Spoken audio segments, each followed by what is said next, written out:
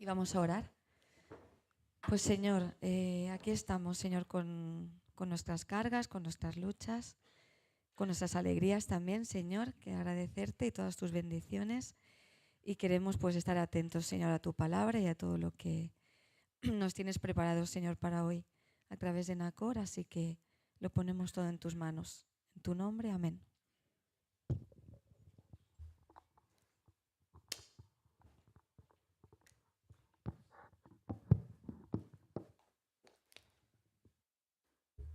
Bien, como ya se ha dicho, hoy estamos en el libro de Josué, hoy nos toca Josué 23 y vamos a leerlo. Josué, capítulo 23. Dice,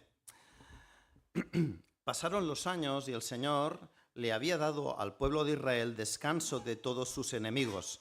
Josué, quien era ya muy viejo, reunió a todos los ancianos, a los líderes, a los jueces y a los oficiales de Israel y les dijo, ya estoy muy viejo. Ustedes han visto todo lo que el Señor su Dios hizo por ustedes a lo largo de mi vida. El Señor su Dios peleó por ustedes en contra de sus enemigos. Yo les he repartido para que sea su hogar toda la tierra de las naciones que aún no están conquistadas y también las de aquellas que ya hemos conquistado, desde el río Jordán hasta el mar Mediterráneo, donde se pone el sol. Esta tierra será de ustedes porque el Señor su Dios, él mismo, expulsará a toda la gente que ahora vive allí. Ustedes tomarán posesión de esta tierra tal como el Señor su Dios lo prometió. Por lo tanto, asegúrense de seguir todo lo que Moisés escribió en el libro de la instrucción. No se desvíen de esas palabras ni a la derecha ni a la izquierda. Asegúrense de no tener nada que ver con los otros pueblos que aún queden en esta tierra. Ni siquiera mencionen los nombres de sus dioses y mucho menos juren por ellos, ni los sirvan ni los adoren. Por el contrario, aférrense bien al Señor su Dios como lo han hecho hasta ahora, pues el Señor ha expulsado a las naciones grandes y poderosas a favor de ustedes y hasta ahora nadie ha podido derrotarlos. Cada uno de ustedes hará huir a 1000 hombres del enemigo porque el Señor su Dios pelea por ustedes tal como Él prometió. Así que asegúrense de amar al Señor su Dios. Pero si se apartan de Él y se aferran a las costumbres de los sobrevivientes de estas naciones que aún queden entre ustedes y se unen en matrimonio con ellos, entonces tengan por seguro que el Señor, su Dios, ya no expulsará a esos pueblos de su tierra. En cambio, ellos serán como una red, una trampa para ustedes, como un látigo en la espalda y como una zarza con espinas en los ojos, y ustedes desaparecerán de la buena tierra que el Señor su Dios les ha dado. Dentro de poco moriré. Seguiré el camino de todo ser viviente en este mundo. En lo profundo del corazón, ustedes saben que cada promesa del Señor su Dios se ha cumplido. Ni una sola ha fallado. Pero así como el Señor su Dios les ha dado las buenas cosas que prometió, también traerá calamidad sobre ustedes si lo desobedecen. Los destruirá hasta eliminarlos por completo de esta buena tierra que les ha dado. Se rompen el pacto del Señor su Dios al adorar y servir a otros dioses, su enojo arderá contra ustedes y pronto desaparecerán de la buena tierra que Él les ha dado. Bien, este es el texto que hoy tenemos por delante.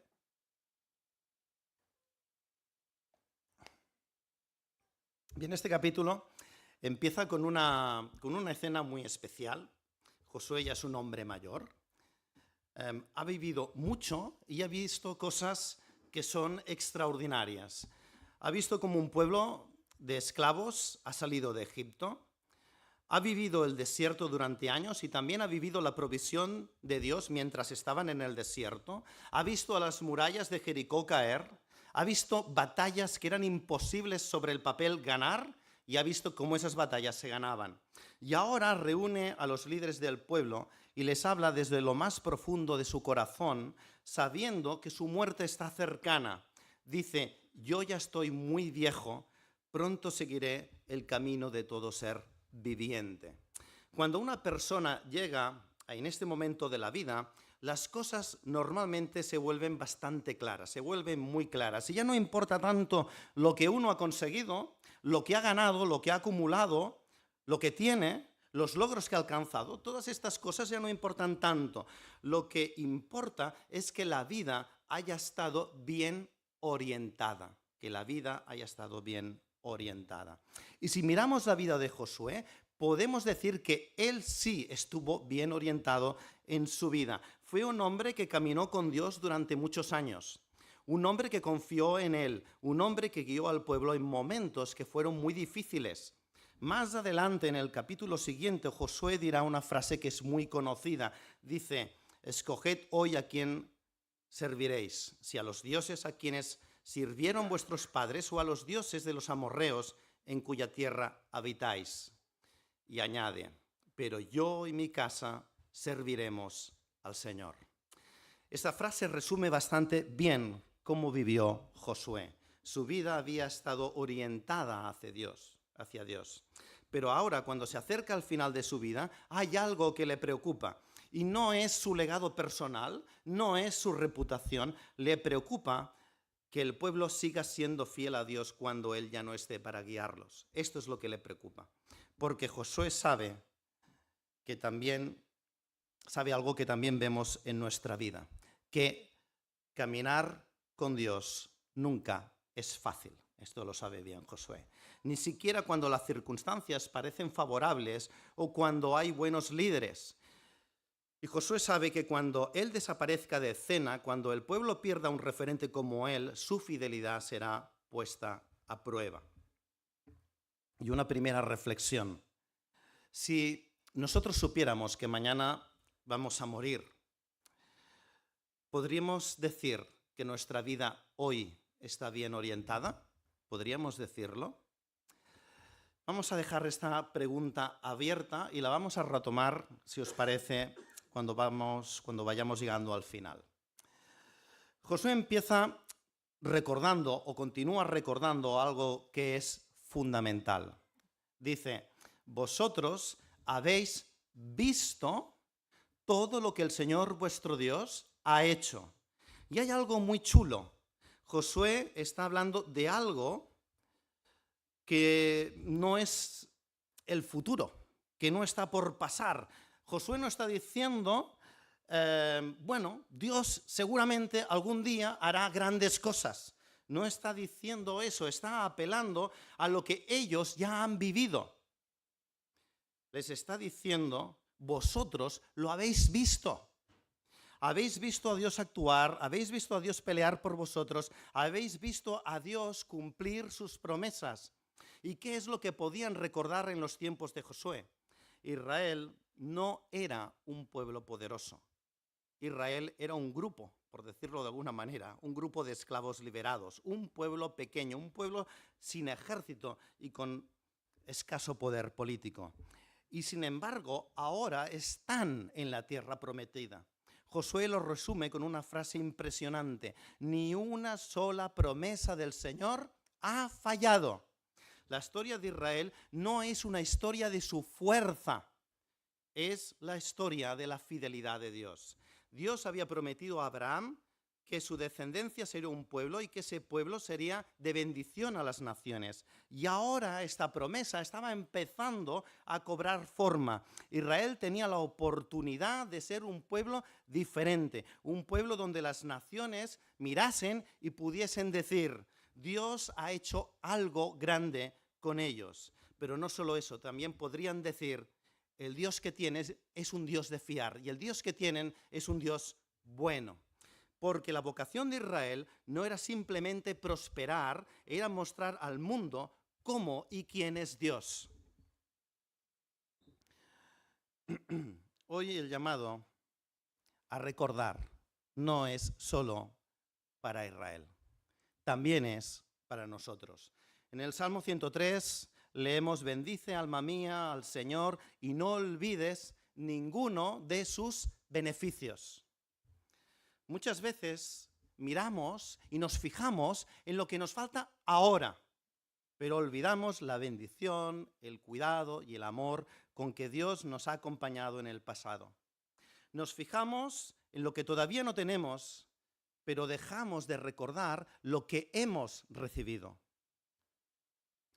Y si somos creyentes, ya hemos recibido algo muy grande, muy grande. Dios nos ha bendecido con la buena noticia del Evangelio de Jesús. Podríamos decirlo así.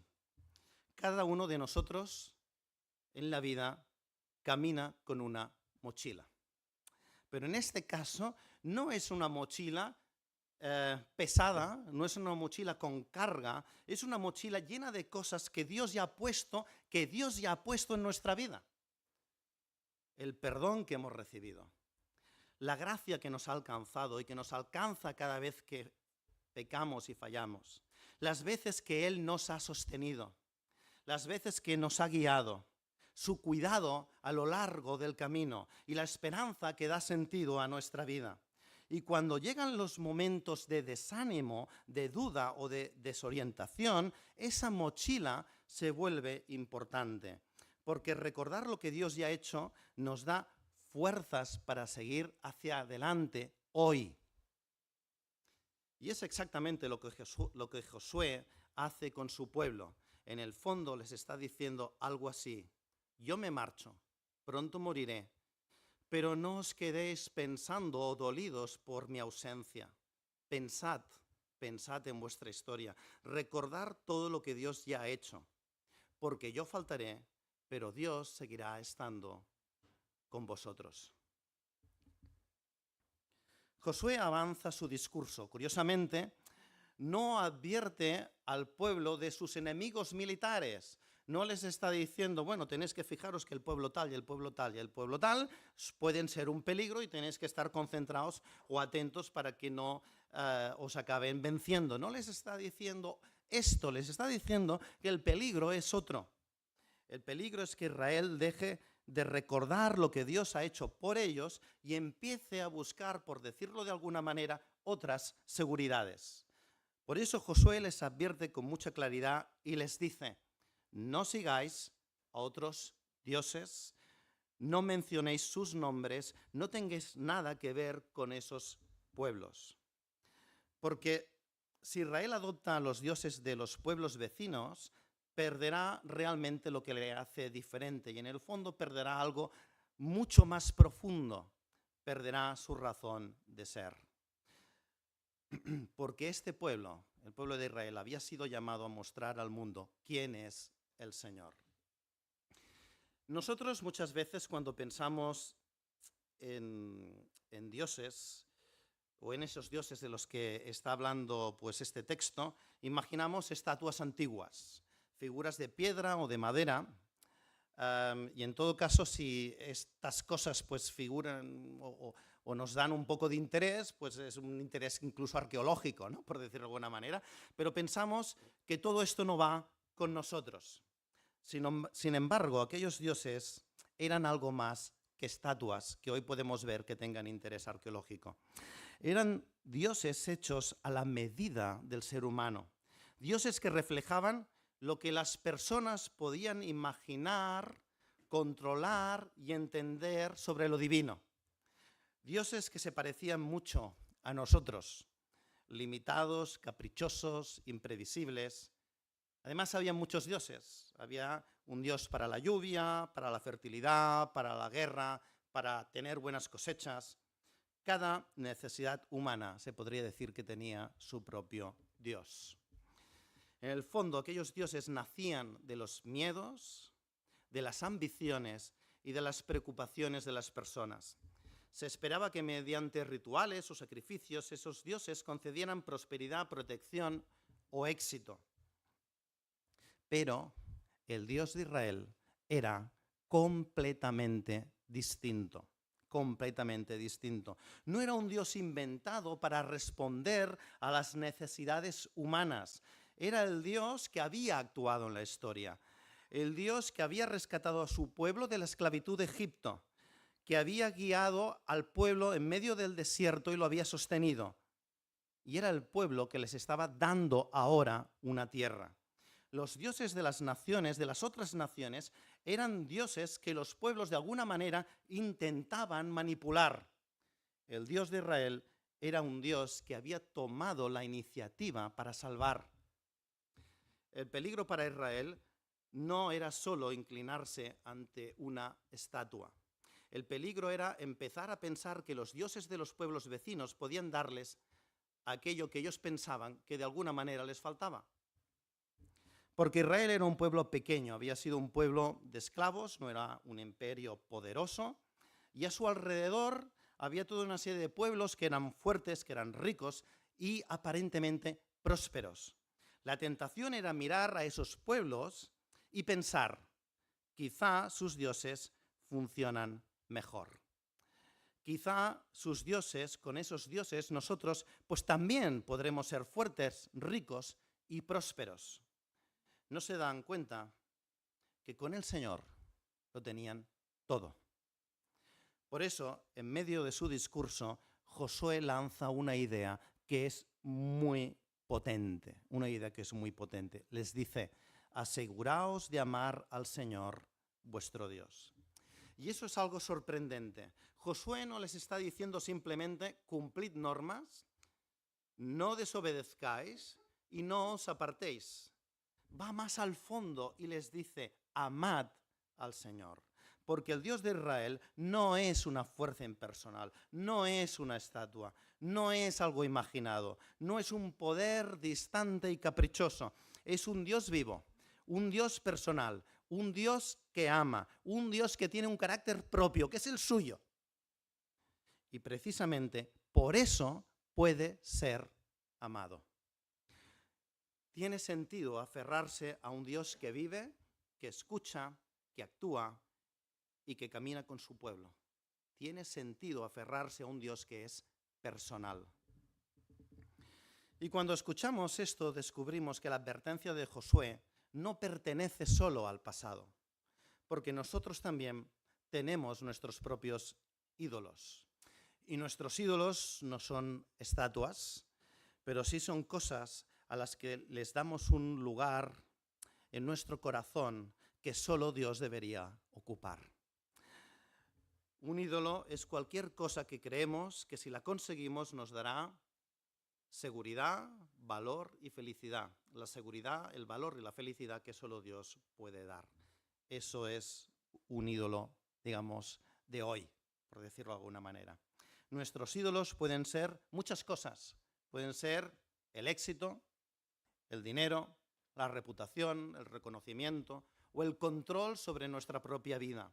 Cosas que parecen que nos prometen vida, cosas que de alguna manera parecen que nos van a dar satisfacción, pero que en realidad no pueden sostenernos. El profeta Jeremías, hablando de ídolos, lo describía con una imagen muy fuerte. Dice, son cisternas rotas que no retienen agua, prometen saciar la sed, pero están vacías. El mensaje de Josué sigue siendo actual, porque no se trata simplemente de ser buenas personas, no se trata de evitar el hacer determinadas cosas, ni tan solo se trata de pensar que nosotros no tenemos ídolos o que de alguna manera si tenemos algún ídolo es muy pequeño y no es demasiado grande o no se nota mucho. No se trata de esto, se trata de algo mucho más profundo, se trata de amar al Señor y de aferrarnos a Él, porque solo Él es el Dios vivo. Un Dios que no puede ser imaginado por ningún ser humano. Un Dios que se hizo hombre y entregó su vida por nosotros. Y esto es inigualable. Vale la pena amar a este Dios y que los ídolos que podamos tener no den una sombra que nos impida ver a este Dios tan potente que tenemos, que es un Dios personal. Josué en este discurso también lanza serias advertencias. Les dice que si abandonan al Señor, las consecuencias serán terribles. Perderán la tierra. Leemos en el versículo 13. Dice, desaparecerán de la buena tierra que el Señor, su Dios, les ha dado. En el versículo 15 insiste, los destruirá hasta eliminarlos por completo de esta buena tierra que el Señor les ha dado. no es una advertencia pequeña. Dice que serán derrotados y desaparecerán de la buena tierra que el Señor les ha dado. Y no son palabras exageradas. Cuando leemos la historia bíblica descubrimos que esto que está diciendo Josué fue exactamente lo que ocurrió. Israel se apartó de Dios, adoptó los ídolos de otras naciones y finalmente el pueblo fue llevado al exilio.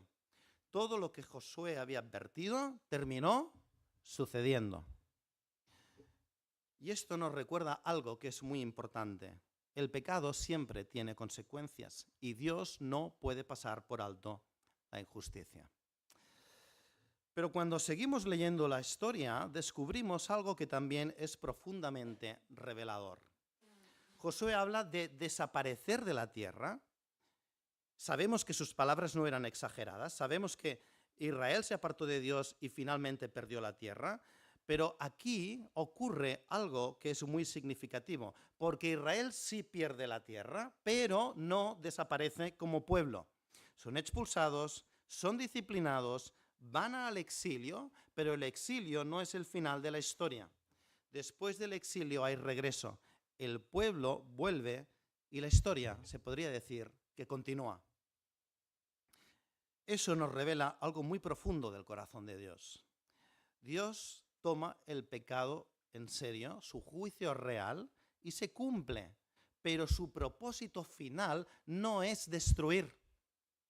Su propósito es restaurar. Cierto, Israel perderá la tierra, tal y como Josué había advertido, pero Dios no permitirá que el pueblo desaparezca. Irán al exilio y precisamente por eso más adelante podrán regresar cuando llegue el tiempo de la restauración. Dios ejerce el juicio con toda su justicia, pero incluso entonces está pensando, está buscando y preparando un camino para restaurar el pueblo. ¿Os dais cuenta? Se cumple lo que Dios ha dicho que pasará, pero ya Dios está buscando la forma de encontrar la solución que permita la restauración. Y ese mismo patrón que estamos viendo aquí alcanza su punto más álgido, más alto en el Evangelio. El pecado ha producido algo muy serio en la condición humana. Nos ha separado de Dios. Vivimos lejos de Él. En cierto modo es como ese exilio que tenía o que más adelante sufrirá el pueblo. Pero Dios hace algo extraordinario. En lugar de abandonarnos, viene a buscarnos. Jesús entra en nuestro mundo roto para reconciliarnos con Dios y lo hace de la forma más radical que se nos puede pasar por la cabeza. Entrega su vida en la cruz para salvarnos. Y el patrón se repite porque Dios siempre busca la forma de restaurar. ¿Os dais cuenta? Y aquí quizá, en este punto, conviene detenernos un momento y aclarar algo importante. Al leer este capítulo, alguien podría pensar que la lógica del capítulo o de lo que está diciendo Josué es muy sencilla, ¿no? Si Israel era fiel a Dios, las cosas irían bien. Podemos pensar esto, ¿no? Si Israel hace lo que debe ser, las cosas irán bien. Tendrían paz, tendrían buenas cosechas, sus enemigos no les vencerían. Y en cierto modo esto es verdad. Esto es verdad. Dios establece un pacto con Israel con el que la obediencia está vinculada a bendiciones concretas. Si ahora fuésemos al libro de Deuteronomio, nos daríamos cuenta que el capítulo 28 lo explica de una manera muy clara. Dice, si obedeces la voz del Señor tu Dios, vendrán sobre ti todas estas bendiciones. Y en el capítulo 28 de Deuteronomio hay todo un listado de bendiciones. Bendiciones que son concretas y que están relacionadas con la vida del pueblo en la tierra. Bendiciones materiales y visibles. Buenas cosechas, abundancia de grano, lluvia a su tiempo, prosperidad en el trabajo, victoria sobre los enemigos y paz y seguridad en la tierra. Es decir, bendiciones ligadas a la vida, digamos, del pueblo, de su día a día. Y viendo esto, leyendo este capítulo también y pensando un poco también en lo que está diciendo o en lo que se está diciendo en Deuteronomio capítulo 28, nos podría surgir una pregunta muy importante para nosotros. ¿Dios ha establecido hoy un pacto similar con su iglesia? ¿Dios ha establecido hoy un pacto similar con su iglesia? Cuando leemos los evangelios y las cartas de los apóstoles, descubrimos algo que es muy interesante. Las promesas del nuevo pacto no plantean bendiciones o no plantean bendiciones en términos de prosperidad material. ¿De acuerdo? Es decir, las promesas del nuevo pacto no se están planteando en términos de prosperidad material. Y se centran en algo mucho más profundo. Se centran en la transformación de nuestro corazón y en la esperanza que tenemos en Cristo. Las promesas que encontramos en el Nuevo Testamento van por ahí, en la transformación de nuestro corazón y en la esperanza que tenemos en Cristo. Y esto mismo lo vemos en palabras de Jesús. Fijaros, estábamos hablando de Deuteronomio, capítulo 28. Las bendiciones del pacto estaban ligadas a cosas visibles. Lo hemos dicho, cosechas, prosperidad, victorias sobre los enemigos. Pero si vamos, por ejemplo, ya a palabras mismas de Jesús en el Sermón del Monte, en el capítulo 5 de Mateo, nos encontramos las bienaventuranzas. Y las bienaventuranzas nos hablan de cosas que son realmente distintas. Jesús habla de bendiciones muy distintas. Ya no se trata de prosperidad material. Las bendiciones tienen que ver con algo que es más profundo, un corazón transformado y una vida que refleja el carácter de Dios. Por ejemplo, en la carta a los Gálatas, en el capítulo 4, versículo 19, Pablo expresa su deseo de que Cristo sea formado en vosotros. Está escribiendo a los Gálatas y les dice, quiero que Cristo, que el carácter de Cristo sea formado en vosotros. Y un poco más adelante, en esta misma carta a los Gálatas, en el capítulo 5, versículos 22 al 23, describe cómo se manifiesta esa transformación. Y lo hace hablando de los frutos del Espíritu, o del fruto del Espíritu. Y el fruto del Espíritu es amor, gozo, paz, paciencia, benignidad, bondad, fidelidad, mansedumbre y dominio propio. Y junto a esa transformación interior de la que estamos hablando, el Evangelio también nos habla de una gran esperanza. Cristo volverá, su reino será completo y nosotros reinaremos con él. Nada de todo esto que estamos diciendo, esa en cierto modo dualidad entre promesas materiales que encontramos en el Antiguo Testamento y promesas espirituales que encontramos en el Nuevo Testamento, nada de todo eso es improvisado. Nada de todo esto es improvisado. No hay un salto radical entre el Antiguo y el Nuevo Testamento, ¿vale? Ya en el Antiguo Testamento Dios había anunciado que su propósito final era cambiar el corazón humano. El profeta Ezequiel lo expresa así. Dice, les daré, está hablando Dios a través del profeta Ezequiel, y dice, les daré integridad de corazón y pondré un espíritu nuevo dentro de ellos. Les quitaré su terco corazón de piedra y les daré un corazón tierno y receptivo, para que obedezcan mis decretos y ordenanzas. Entonces verdaderamente serán mi pueblo y yo seré su Dios. Es decir, Dios ya estaba anunciando que un día actuaría dentro del corazón de su pueblo. Y eso es precisamente lo que vemos en el Evangelio. Dios, por medio de su Espíritu, está formando un pueblo diferente.